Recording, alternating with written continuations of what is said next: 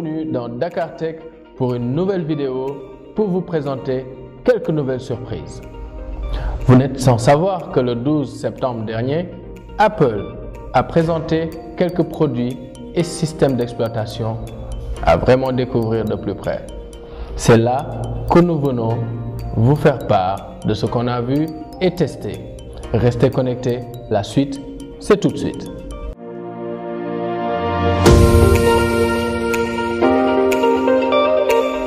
Comme promis, on vous avait dit qu'on allait tester, si on en avait l'occasion, le fameux iPhone XS ou XS Max. Après une semaine passée avec le téléphone, on a pu vraiment le tester et savourer ce qu'il y a de nouveau, les plus, les moins. Donc nous avons choisi le modèle XS Max Gold qui se trouve être le modèle premium de la gamme qui est sortie tout dernièrement.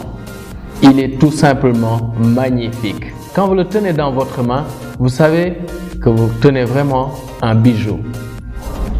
Pourquoi son prix? Moi, je dirais que nos parents avaient l'habitude d'acheter de l'or, mais dans notre génération, manquer à avoir ce iPhone serait une grosse erreur. Les explications, c'est surtout dans les détails techniques. Pourquoi? Le téléphone est doté d'un processeur à 8 cœurs avec un processeur Bionic A12. Côté RAM, 4 Go qui sont vraiment présentes car sur les autres, on voit 6, 8. Mais parfois, avec une utilisation très dense, on constate quelques ralentissements. Mais ici, non. Pourquoi? Parce que le processeur Bionic, lui, régule l'utilisation et les nombres de cœurs sur les tâches. Ce qui est vraiment très intelligent de la part de Apple. Ensuite, on a 3 capacités. 64, 256 et 512. Non extensibles parce que Apple n'a jamais créé de téléphone qui prend une carte mémoire. Niveau SIM, une petite nouveauté. Ce téléphone est doté de ce qu'on appelle une double SIM, mais petite précision, la double SIM n'est pas physique. La première est une nano SIM et la seconde est une SIM électronique qu'on appelle eSIM. Cette technologie est déjà disponible dans quelques pays dans le monde, mais pas encore chez nous. Côté batterie aussi, on constate que ce modèle est beaucoup plus costaud car doté d'une batterie de 3179 mAh. Son écran aussi est plus grand. Apple dit même que c'est le iPhone le plus grand jamais construit. Pas surtout au niveau de la taille extérieure, mais au niveau de la couverture de l'écran qui est presque borderless. Si on note une petite encoche, c'est là que se trouve le capteur du Face ID pour la reconnaissance faciale. À l'arrière, on a un double capteur de 12 mégapixels.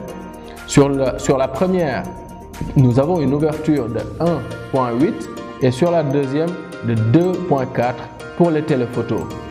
Cette double caméra aussi a une technologie qu'on appelle Smart HDR.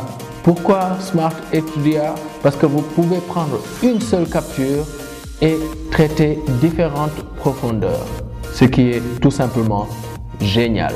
À l'avant, on a bien sûr une caméra de 7 mégapixels, mais qui est très claire côté selfie. Les selfies sont carrément à découvrir.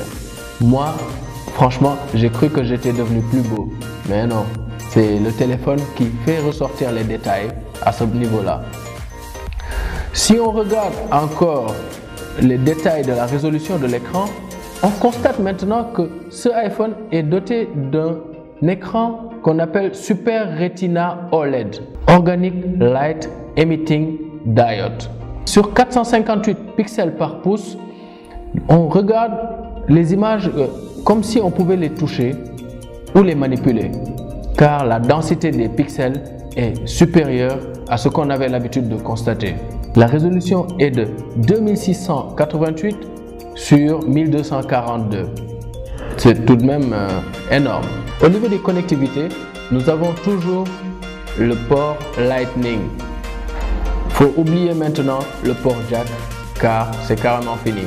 Par contre, en 2018, là où les MacBooks de chez Apple sont dotés de USB Type C, on se pose toujours la question à savoir pourquoi leurs iPhones n'ont pas encore le fameux port Type C. Le problème se pose quand vous voulez charger avec le même câble votre iPhone et votre MacBook.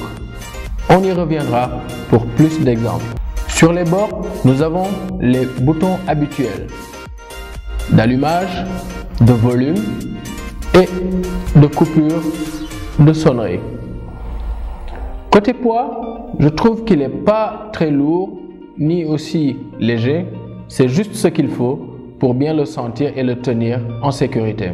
Avec tout ce qu'on a pu voir et tester sur ce téléphone, ce qui est très cool, c'est enfin la recharge sans fil. Avec son dos en verre, pas besoin de brancher le câble tout le temps pour exploiter la batterie. Vous le posez sur un dock et hop, vous avez la recharge rapide. Aussi, n'oubliez pas, si vous aviez un iPhone 7, 8, 8 Plus, vous n'étiez doté que de la technologie IP67. Mais ça, c'est le premier téléphone qui est doté de la technologie IP68, ce qui veut dire qu'il peut être dans l'eau pour une profondeur de 2 mètres pour une durée de 30 minutes au moins. Donc là, c'est le vrai téléphone submersible waterproof. Voilà tout ce qu'on a pu découvrir jusqu'ici sur ce beau téléphone. Maintenant, donnez-nous votre avis en bas dans les commentaires, ça pourra nous intéresser. C'est ici qu'on se quitte et à bientôt. Ciao!